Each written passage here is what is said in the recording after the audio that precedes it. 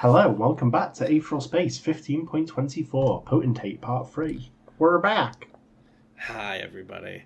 If you just enjoyed, I should have said this at the end of last chapter when everyone's spirits are high, make sure to leave a review on Royal Road or Spotify. Or else I'll undo it. I'll undo the page. Bring it back. It was a delusion on death's door.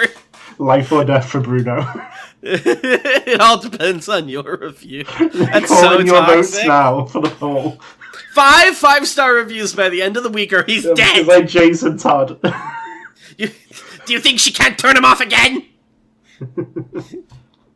How anticlimactic would that be? The same attack, but it works the second time? It's like, I needed to add my thumb to the attack. Sorry, I'll turn it up this time. The dial goes from like 2 to 11. 20%. 20% death. Fucking meteoria. 20% death cowl. Fuck me. It couldn't have all been for nothing. That sentiment bolstered Erica's resolve as her two enemies, one of whom should have been dead, rushed towards her. It seemed that Bruno Delced had undergone an aether awakening, remanifesting in this world as some sort of purple spectre, eyes of pale light shining as he glared at her. A purple construct of a greatsword rested in his hands, scraping against the ground as he rushed towards her, kicking up sparks from the metal in his aether alike. She could tell. This wasn't the same opponent anymore. It was the same for Serena Delced, freed from her grief and despair. She was zipping around the room as a ribbon of violet light, circling Erica to attack her from behind as Bruno took the front. The twins had been formidable enemies before, but there had still only been one body to keep track of. That wasn't the case anymore, even if they likely still had to remain in relative proximity. Erica had to be careful. Bruno swung his sword from the front. Serena thrust her spear from behind. Erica had learnt to dance as part of her combat training, and she used those elegant reflexes now. Raising one leg high into the air, she arched back to avoid Bruno's swing, seizing hold of Serena's spear with a free hand in the moment before it would have impaled her. Then she flipped in the air, slamming her foot into Bruno's head, and shattering it completely. Erica raised her eyebrows. To be honest, she hadn't been expecting that. It was short-lived surprise. She smothered it immediately, and to drive the point home, the headless Bruno stayed on his feet, swinging his sword at her again. Erica let herself slide down the pole to avoid the second strike, leaping off Serena's back and launching herself a safe distance away. Is that Serena's back? Okay, I was confused for a second. By the time she landed, Bruno's head had already returned. He'd constructed it once more, generating force fields upon force fields atop his neck, until his statue-like visage was as good as new. There was a creak at the edges of his mouth, curled up into a smirk. So physical damage is meaningless. If I want to accomplish anything, I'll probably have to kill Serena first. "Give it up, Erica," Bruno said, pointing his greatsword at her, his voice generated by the scraping of countless shields. "You know it's over." "I know no such thing." The Thinker's Comet shook, the battles happening elsewhere on the vessel making themselves known. Erica glanced out towards the window. She could already see that black pitchfork-shaped vessel, the Unite Shadow, deploying boarding pods like bullets from a revolver. "The UAP are here," Bruno said mercilessly. "I bet at least one nebula's with them, too. The plan's done. Even if you beat us, it's over." Erica narrowed her eyes. What they said wasn't untrue. With the situation as it was, they wouldn't be able to keep the plan going as they originally laid it out. There was no telling if Anatrice was dead yet, and even if she was, how much time did Anatrice have to find her body? Sorry. How much time did Erica have to find her body? No. Right now, the best move was to take possession of the incomplete Prince Regent and get it out of here. From there, they could find a way to finish it and move on from there. It wasn't over yet. They hadn't lost yet. All of this hadn't been for nothing yet. She tensed her body just slightly, and her enemy saw that as the starting pistol. They kicked off the ground, leaving trails of purple and violet, coming at Erica from the left and the right. Another pincer attack. Erica didn't have time for this. She needed to get to the Prince Regent before the UAP took full control over the vessel. Nostrils flaring, she pointed at the incoming opponents, her left arm and the stump of her right crossing in an X as she unleashed her ability. Even without a finger, she could transmit from the wound, and transmit she did. "Claw of God!" The despair hit like a tidal wave. I need to die. Serena's breath caught in her throat, and her sword nearly slipped from her grasp. The floor seemed suddenly so very far away. She was all alone in a world that didn't want her. I need to die. Only, she glanced up, and she locked eyes with Bruno. Oh, that was right, wasn't it? She wasn't alone. I need to die. She'd never been alone in her life. I need to live! Serena Delced stepped forward. The transmission burst around her like a haze of water as she lunged through it, getting right in Erica's face in an instant. The other woman widened her eyes into saucers. Clearly she hadn't expected this. Even so, she was able to lash her remaining hand out and catch Serena's sword out of the air. Erica Delced was nothing if not skilled. But that wasn't enough anymore. Serena leapt backwards, and a moment later Erica was encased in a spherical force field that tinted her image the slightest bit purple. Erica swung her head around to face her other opponent, to face Bruno, to react and shatter the shield, but too late. She was already in his grip. Standing a distance away, all Bruno had to do was flick a finger upwards, and the shield flew, smashing Erica's body directly into the ceiling. The battle, they all knew, was over. The bridge had been taken, the Thinker's Comet prevented from performing a light jump to escape. The defenses had been disabled, decimated with a single swing of Nebula One's hand. The objective had been lost, vanishing into the chaos of battle. Yes, the battle was over. All that remained was the fight. Erica Delced fought for every second. Even injured, she smashed her way out of Bruno's bubble, firing herself directly towards Serena like a bullet. Another shield, this time square, flat, slammed into her from the side, sending her flying down the hallway. He can do that? With flat shields? He can now, yes. He's locked in. Gwen Tennyson? A third captured her again, and Bruno's finger danced through the air, smashing its prey against the walls and the ceiling and the floor. The Claw of God struck at Serena's body and mind again and again and again. She did not acknowledge it. This was an enemy she had already beaten. Grey Aether surged as Erica charged one last time, pinpoint darts saving her from being captured in countless shields as she approached the Delced twins. They just stood there waiting for her. All fear of this woman had disappeared. When they'd been exposed, it had been all too easy for Erica Delced to reach into their minds and draw blood from their brains. Now, though? Now they had shields to spare. Bruno extended a hand and Serena took it. That was all it took. Within the space of a few seconds, Bruno Delced had changed once again, his new body reshaping itself to become a truly gargantuan greatsword in Serena's grip. Sapient weapon, Bruno? Chunks of shards like broken glass flew from the shivering blade every second, as if the weapon was constantly destroying and repairing itself. That damage in itself was its hostility. It was less a blade and more like a shredder, or perhaps a chainsaw. A fitting weapon to cut through Erica Delced's final gambit. Erica lunged forward. Serena lunged forward. And their cries concluded the night. Sting of God! Giordano! What is Giordano? It's the Bruno sword form. It's really funny because you don't know this, but that's the name of a very popular deep dish pizza franchise in Chicago that I went to. So that's all I'm ever going to be able to think. It's a pizza car. Yeah. Blackmane crawled. All was lost.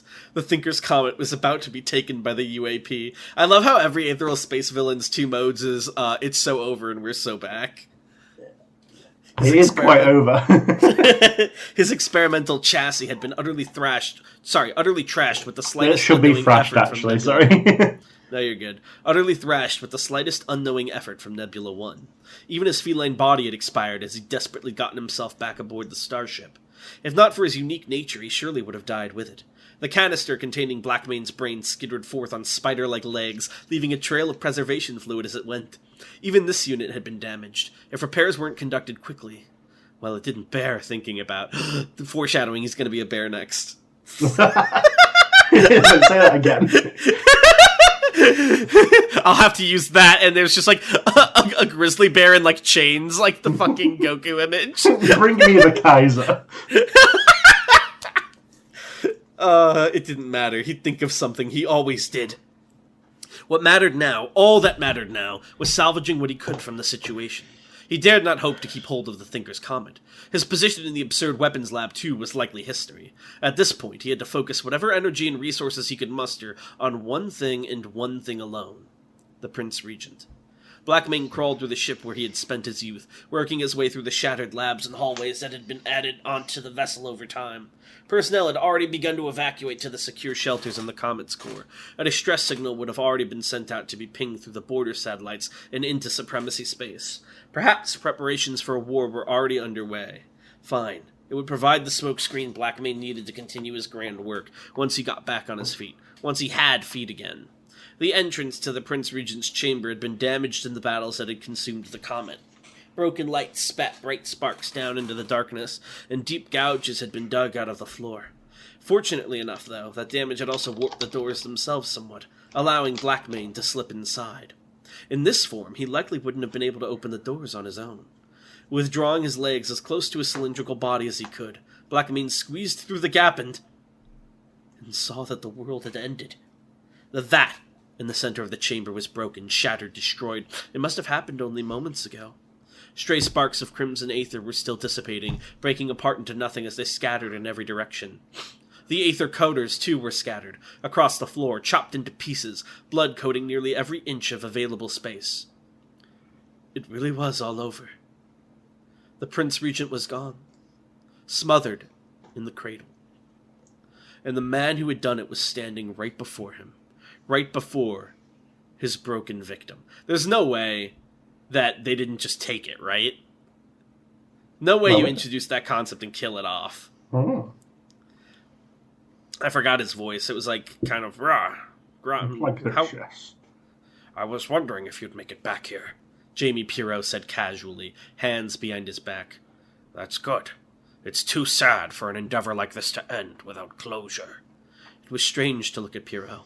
Cogitans instinctively disdained the host of the prince, and it was even worse for one such as Blackmane. It was like looking at a scar in the world's skin, something utterly wrong, something that made you shudder from the simplest glance. A tiny speaker clicked into action on the side of Blackmane's tank. The voice that came from it was tinny and diminished. From the beginning. From the beginning.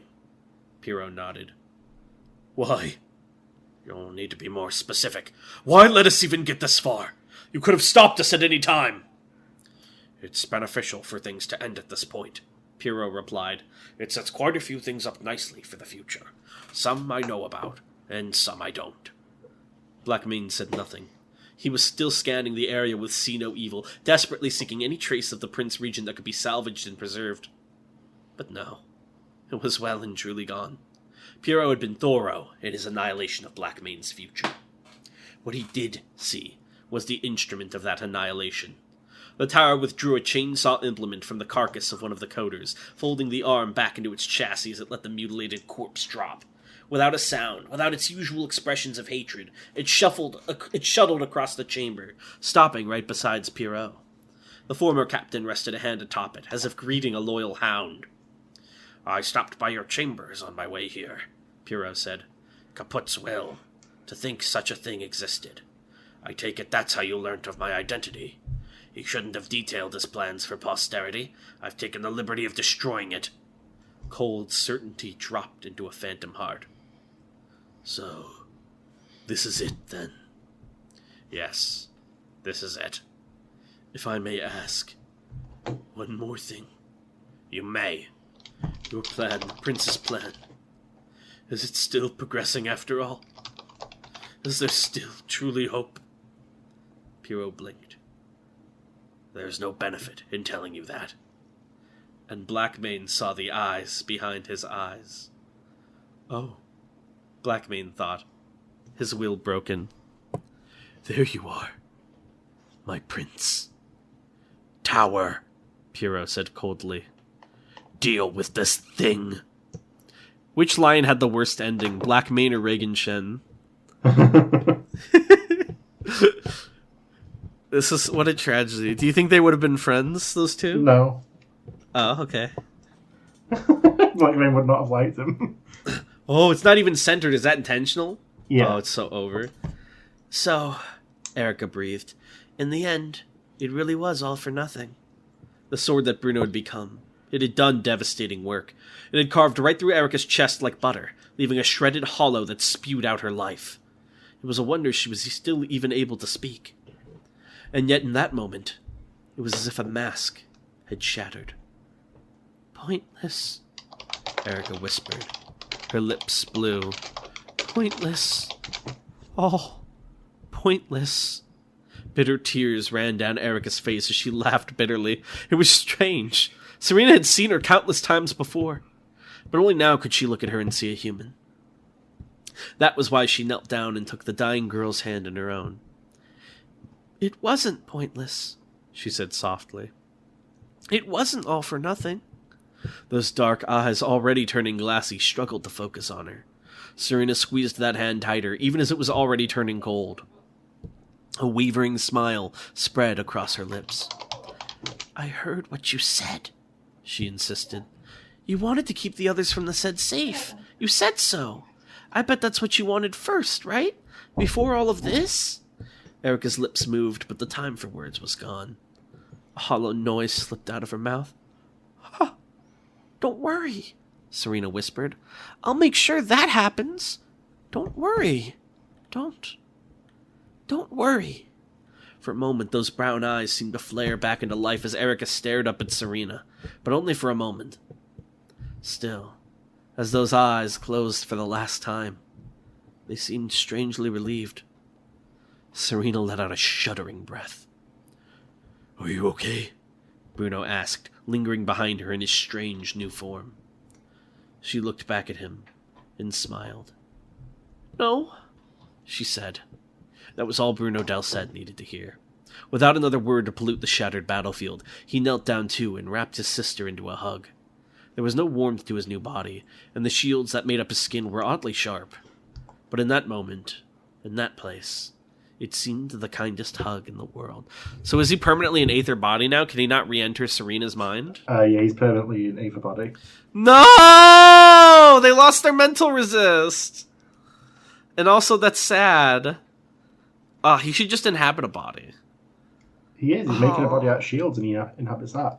That's so sad, though. You know what I'm imagining him as? And maybe this is intentional.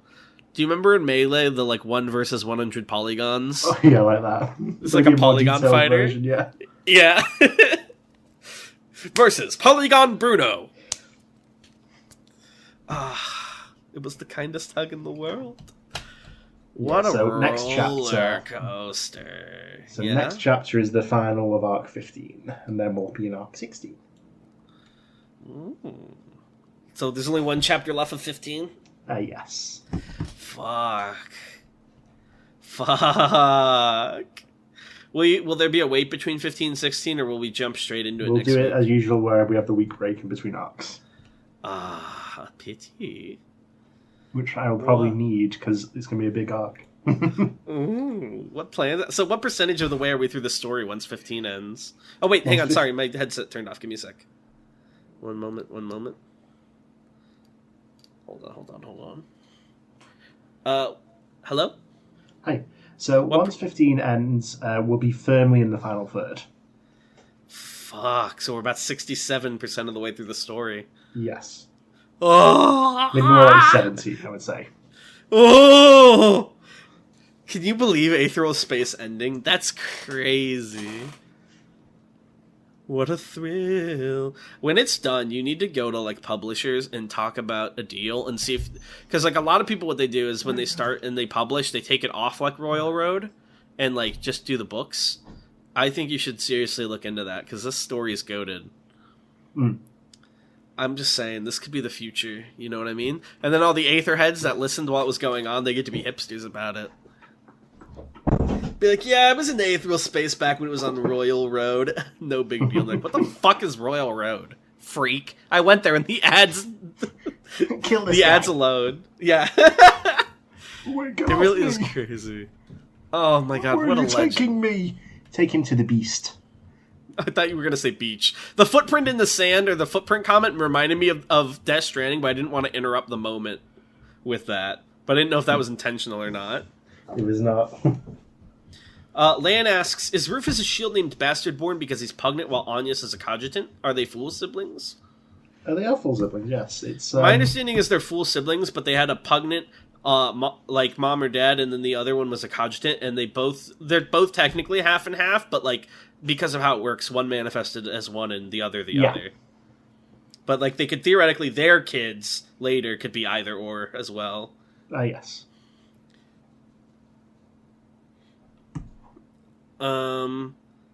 Softy asked, alright, you ready to come with the consequences of your actions? Softy asks, not to be annoying on my first official question, but how did Ruth get her leg back and then lose it again? Did Ruth bring the broken leg with her on her crawl and someone fixed it or something else like that? Well, there was so many machines and stuff down in those tunnels, they recycled part of one and gave it to Ruth as a new leg. To be fair, we know that, like, with Aether stuff, like Ruth's armor, when it's destroyed, it, like, regenerates over time, right? Yes. I feel like in Aetheral Space, a world where losing limbs is a flesh wound, I feel like the first thing you learn when you get a prosthetic is how to do that so that it records when it's destroyed and it regenerates in your Aether, and then you put it back on. Unless that's a complicated process. I feel like that's, like, the very first thing anyone with a prosthetic who's an Aether user would do in Aetheral Space. Perhaps. But, yeah, they repaired it down the tunnels is the official explanation. Very nice. Until the fan book 5 years from now, where I reveal the secret timeline. Softy asks, less annoying question now, which of the Arcana automatics are still around? Among other reasons I'm curious, as I'm sure a Little Supreme we all know and have mixed feelings about might want to meet the star. My only claim to this is I think the Fool should be dead, because my plan, if I had ever finished that fan fiction, was that the Fool would die at the end. Okay, well, the Fool's dead. I did it. Who else is still around? Who made it? I know you said Death is around, or hinted at it. It exists, I will say. Did Hierophant get destroyed? It did. Okay, so what's left? Tower.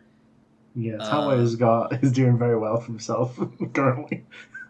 I don't know if you've thought of what they all do yet or not. There's Towers around, Moon's around, Sun is not around, Star is not around, sadly. Emperor, not around. Devil, we saw was dead. What about Empress? Empress is around, let's say. Okay. So like half-ish are still around? Yeah. These are ancient. These were created... Because my lore for them originally, unless you shifted it, was that they were made shortly before Aether was discovered, because they were like, these are the robots that'll be able to fight the Gene Tyrants for us, because how else could we possibly? But it wasn't enough. And then Aether came along. Because, like, that was my idea with Fool, and because it was my fanfic during the Thousand Revolutions, is, like, this guy, this new Aether user in the Fledgling Supremacy found this thing, and how the Fool was supposed to work is it was, like, made up of nanobots in such a way where it could, like, change its arms into, like, flamethrowers or saw blades or whatever. Like, the scrawny little humanoid automatic that could just become whatever weapon it needed to for the situation, but otherwise didn't have any, like, special powers. But compared to other Arcana automatics... It's fairly underwhelming, which might fit, to be fair, if it was the first one. That's my 2 cents on the subject. Yeah. I have nothing else to say. Softy asks, we've seen a fair bit of Aether's ability to warp biology to the point that we now have someone else who can Dragon Ball fuse. What are the limits of it? We already talked about this, I believe. Yeah, I think so, yeah. Which was that it's 2 people, but theoretically you could do it with 3.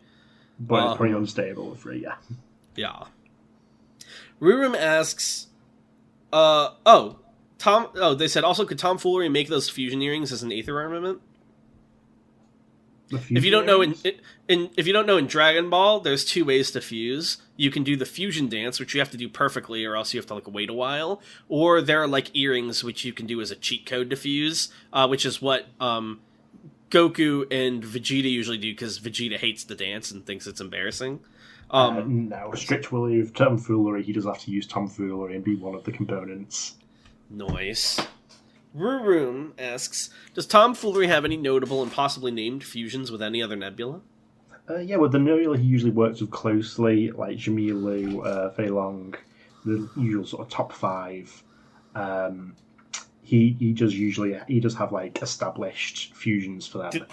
Do they have names?